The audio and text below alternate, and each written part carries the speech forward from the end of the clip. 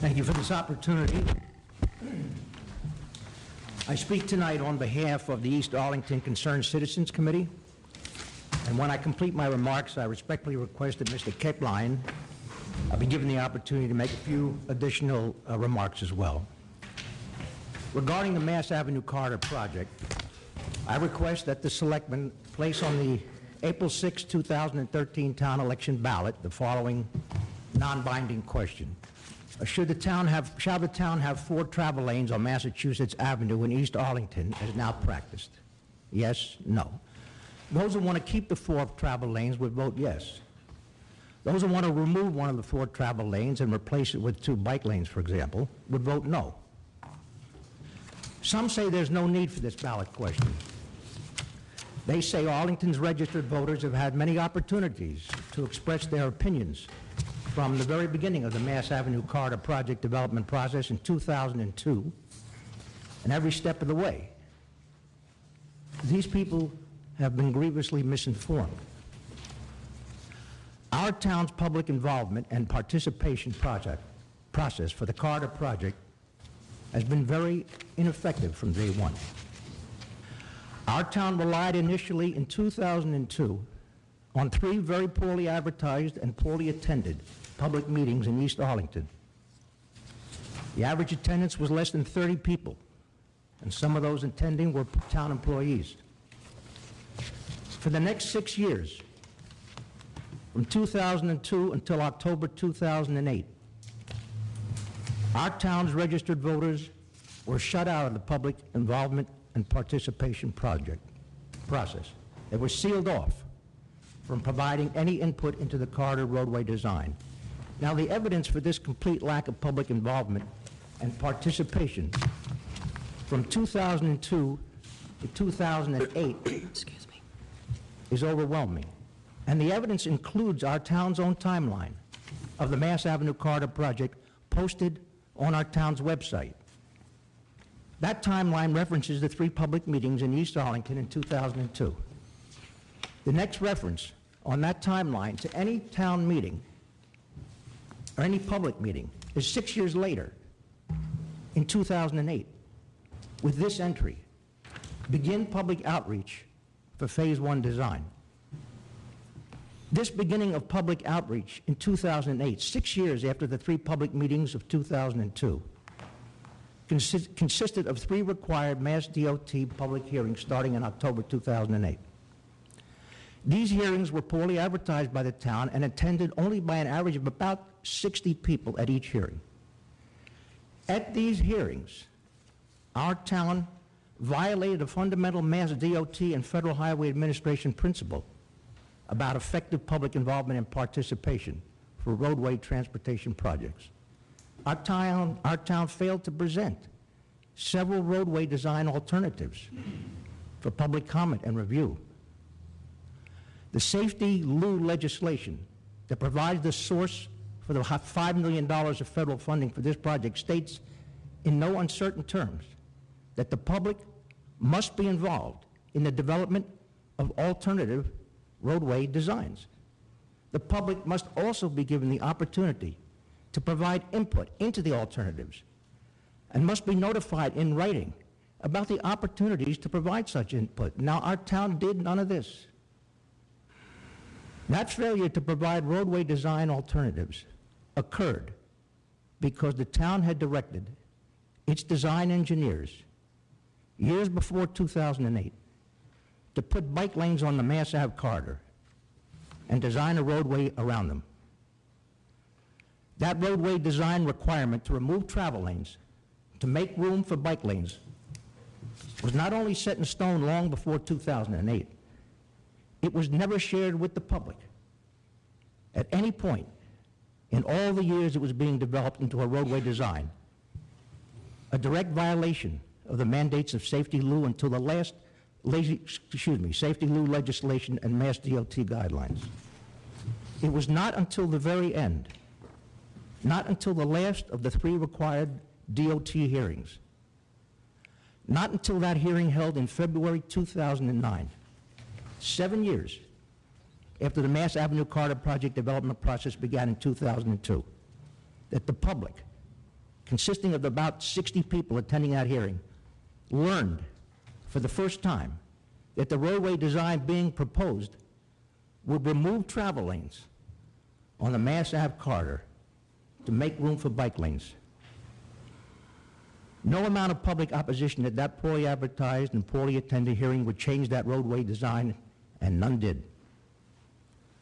Now, regarding tax dollars, we have always wanted our town to receive the money available to improve the corridor. Always. For example, we agree that improving the corridor's lighting and traffic signals makes sense. So too does paving the corridor roadway and striping its 4 travel lanes, so motorists know exactly where each of the 4 travel lanes begins and ends. Above all, we want to get our corridor roadway design right, so that travel on it is safe and efficient for the many thousands of its daily users, including the 98% who travel on it in automobiles, transit buses, and trucks. The corridor is the main roadway through the heart of our town. Travel on it affects every resident. The corridor is lined with approximately 100 businesses. There are 3 bus routes serving thousands on that corridor, with 16 bus stops. There are 17 single-lane driveways on that 1-mile stretch in which the homeowners, their tenants, and business customers will be forced to back out into a single bike lane multiple times per day. This one factor alone is so dangerous that the existence of a single-lane driveways along the corridor ought to eliminate adding bike lanes to this roadway in and of itself. Now, some say that our town must include bike lanes in its corridor roadway design because Mass DOT, the Federal Highway Administration, and the law require that bike lanes be included to receive state and federal tax dollars. Now, these people have been grievously misinformed. Bicycle lanes are not mandatory. The town could produce no document of any law or regulation of any agency supporting that contention in response to a Freedom of Information Act letter. There is no such law or regulation. Some say Mass DOT requirements prevent striping our corridor to provide 4 travel lanes. That includes 2 shared travel lanes used by bicyclists and motorists. These people say that Mass DOT requires that such shared travel lanes must be at least 15 feet wide, and therefore our corridor is not wide enough to include 2 shared travel lanes, one heading west and one heading east. Now, these people have been grievously misinformed because Mass DOT states that a shared travel lane, which is the travel lane closest to the parked car lane, should be at least 14 feet wide. Mass DOT also states that a travel lane, which is the lane next to a shared travel lane, should be in the range of 10 to 12 feet wide. And Mass DOT further states that a parallel on-street parking lane for roadways with high parking turnover, truck loading, and bus stops should be 8 feet wide. Now, the existing Mass Avenue corridor in East Arlington is 66 feet wide at its narrowest point. This 66-foot width provides room for 2 14-foot shared travel lanes for a total of 28 feet, plus 2 11-foot travel lanes for a total of 22 feet, plus 2 8-foot parallel on-street parking lanes for a total of 16 feet. When one adds 28 feet, plus 22 feet, plus 16 feet, one gets a total of 66 feet, the current width of the Mass Ave corridor at its narrowest point. All our town has to do to create these lanes on the Mass Ave corridor is to stripe them. Just stripe them. Now, these DOT requirements for roadway width for 4 travel lanes and 2 parallel on-street parking lanes are stated on pages 23, 29, and 30 of Chapter 5 of the DOT's Project Development and Design Guide. Regarding 14-foot wide shared travel lanes, I want to remind the board of Selectmen that it approved this year the Arlington Safe Travel Project for Arlington Center at Pleasant Street, a portion of which features 14-foot wide shared travel lanes on Mass Ave. And bike lanes. True. Rather than present the town with only one roadway design, like it did with the Carter project, however, this time the town presented 5 roadway design options for public review and discussion for this project before the Selectmen selected one of them. Now, we have enough time to change the Mass Avenue Carter project design to keep 4 travel lanes without losing state and federal money. Bike lanes are not mandatory.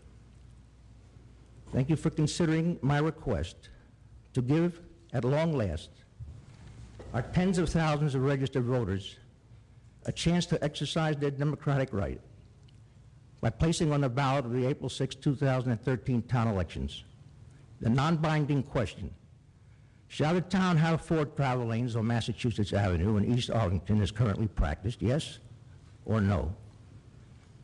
And now I'd like Mr. Kepline the opportunity to give his very brief remarks. No, not yet. I have a few questions for you. Okay. How many times have you been before this board, sir, on this issue? On this issue, not at all. Not on the issue, sir, of the question of putting it before the public. No. How many times have you been before the Board of Selectmen to talk about the East Avenue Corridor project? I've been, I would say several times, but I have never been here before. I just asked a question. All right, but it's... You have been here several times. Every time, your only issue is you don't want to drop down from 4 lanes. That has not changed, sir. These are taped meetings, and you will see that. What was the opinion of town meeting related to your... We did not bring to town meeting this question. Again, on the project. I'm not asking you about the vote on the ballot. I'm asking you about the East Arlington Corridor project that you claim you haven't had hearings on. I didn't say that. I said what was town meeting's opinion? Answer my question. I said there was no meeting from 2002 until 2008 in this town. What was town meeting's opinion last year? About what issue? The corridor project. Do they want it or not? What issue about the Carter project, sir? Do they want it or not? That was not the question. They do want it. No, that was not the question. Clear. That was not the question. Listen to me, I listen to you. I have here a list of 30, sir, public hearings on this project. Now, because I'm chairman, I allowed this on the ballot, but on this agenda tonight. But I am absolutely opposed. You have gotten opinion after opinion after opinion. It is going to go forward and should, and it will be paid for by state and federal funds. The first goal is safety, and that's why we have to cut down from 4 lanes. Originally, it was recommended we go from 2 lanes down to 2 lanes, but what did we do? Did we compromise there? Did we compromise, Mr. Berger? Not in terms of safety. You put in a lane. Did we compromise, sir, from 2 lanes up to 3?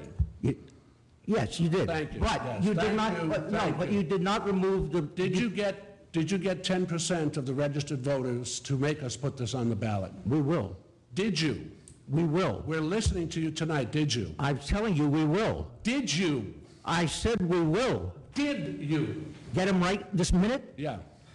No. But let me tell you this. We're awfully close. Thank you. And by the time we have to, we'll have them. You would have had them if you could have. Oh, no. No, we'll have them. Thank you. Thank you. We'll have them. Thank you.